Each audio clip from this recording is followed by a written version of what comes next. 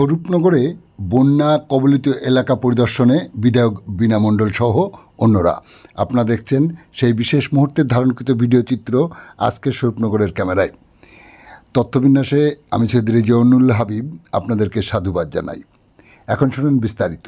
নিম্নচাপের ফলে টানা বৃষ্টি ফলশ্রুতিতে স্বরূপনগর ব্লকের 10টি গ্রাম পঞ্চায়েতের মধ্যে সগুনা, চারঘাট, সারাপুল নির্মাণ ও গোবিন্দপুর গ্রাম পঞ্চায়েতের বিস্তীর্ণ এলাকা প্লাবিত। মাঠে থই থই করছে জল। সবুজ ফসল থেকে শুরু করে মাঠে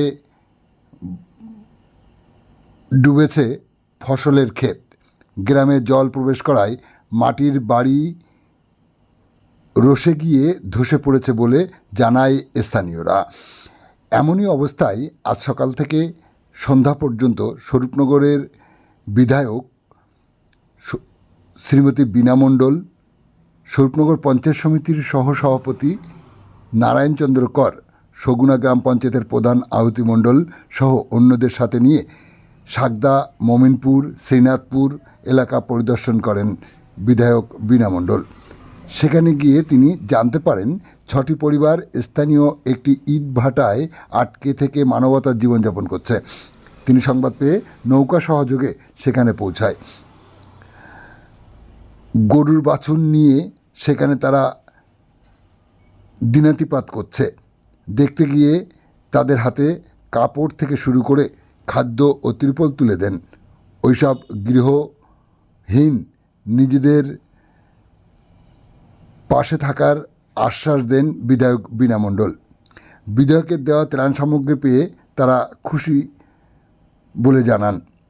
বিকালে সারাপুল নির্মাণ ও গোবিন্দপুর জিপির বন্যা কবলিত এলাকা পরিদর্শন করেন বিধায়ক বীণা মণ্ডল। সাথে ছিলেন বনগাঁ সাংগঠনিক জেলা তৃণমূল কংগ্রেসের সহসভাপতি রমেন সর্দার সহ অন্যরা। পরিদর্শন এর সময় তিনি দুর্গতদের হাতে ত্রিপল তুলে দেন। আপনারা দেখছেন সেই সময়ের ধারণকৃত ভিডিও চিত্র আজকের স্বরূপনগরের ক্যামেরায়। এই সময় তিনি সাংবাদিক বার্তায় কি বললেন শোনাবো আপনাদের। আমাদের সাথে থাকুন, দেখতে থাকুন। ভালো লাগলে চ্যানেলটি সাবস্ক্রাইব করে পাশে থাকুন।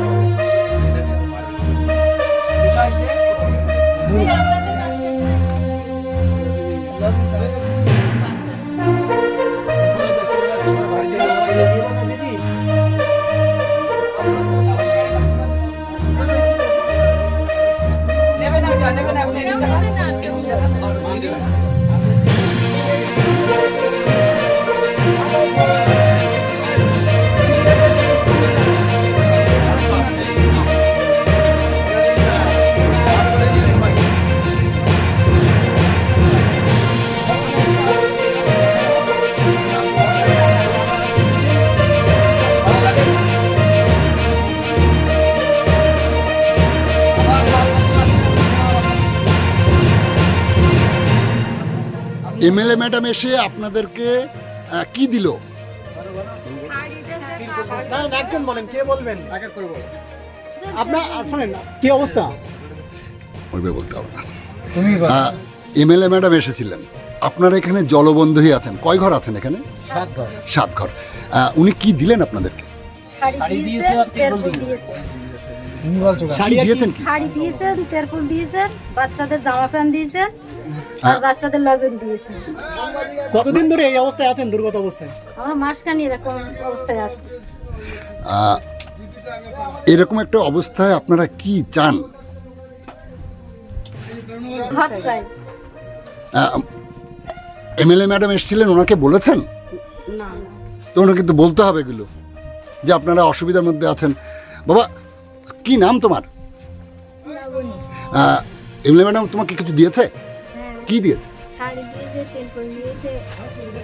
খুশি তোমরা? হ্যাঁ।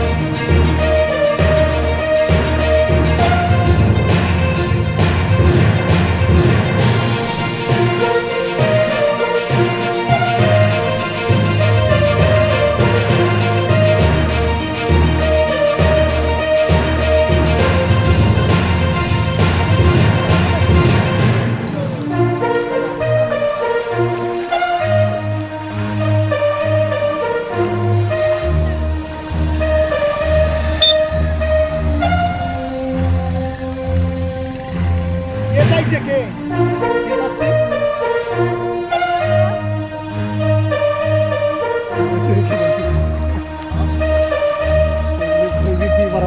ওখানে গেল